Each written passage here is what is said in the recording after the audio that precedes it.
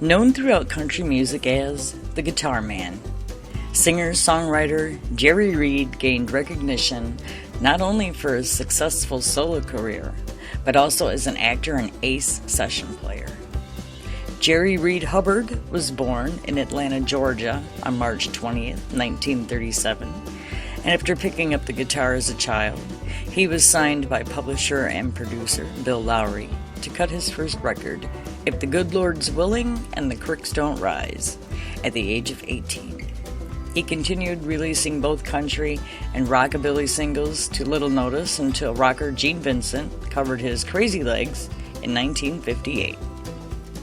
After a 2-year tour in the military, Reed moved to Nashville in '61 to continue his songwriting career, which had continued to gather steam even as he was in the armed forces. Brenda Lee's 1960 cover of his That's All You Got to Do. He also became popular as a session and tour guitarist, and in 1962 he scored some success with the singles Goodnight Irene and Hully Gully Guitar, which found their way to Chet Atkins, who produced Reed's 1965 If I Don't Live Up to It. In 1967, he notched his first chart hit with Guitar Man, which Elvis Presley soon covered. After Presley recorded another of Reed's songs, U.S. Mail, the songwriter recorded an Elvis tribute, Tupelo, Mississippi Flash, which proved to be his first top 20 hit. After releasing the 1970 crossover hit, Amos Moses, a hybrid of rock, country, and Cajun styles, Reed teamed with Atkins for the duet LP, Me and Jerry. During the 1970 television season, he was a regular on the Glenn Campbell Good Time Hour, and in 1971 issued his biggest hit, the chart topper, When You're Hot, You're Hot, which was also the title track of the year's album. A second collaboration with Atkins, Me and Chet, followed in 1972, as did a series of top 40 singles which alternated between frenetic, straightforward country offerings and more pop-flavored countrypolitan material.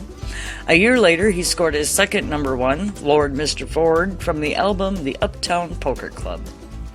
In the mid-70s, Reed's recording career began to take a backseat to his acting aspirations, and in 1974, he co-starred with his close friend, Mr. Burt Reynolds, in the film W.W. and the Dixie Dance Kings. While he continued to record throughout the decade, his greatest visibility was as a motion picture star. Almost always in tandem with the headliner Reynolds, after 1976's Gator, Reed appeared in 1978's Highballing and 1979's Hot Stuff. He also co-starred in all three of the Smokey and the Bandit films. The first, which premiered in '77, landed Reed a number 2 hit with the soundtracks Eastbound and Down. He was half a singin' and half a pickin'. In 1979, he released a record comprised of both vocal and instrumental selections titled, appropriately enough, Half and Half. It was followed 2 years later by Jerry Reed Sings Jim Croce, a tribute to the late singer-songwriter. In 1982, Reed's career as a singles artist was revitalized by the chart-topping novelty hit She Got the Gold Mine, I Got the Shaft, followed by The Bird, which peaked at number 2. His last chart hit, I'm a Slave, appeared in 1983.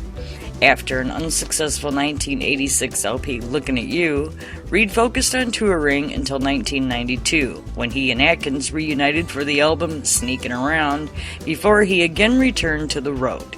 He recorded sparingly during the 90s, earning a high profile via a film appearance in the Adam Sandler vehicle The Waterboy.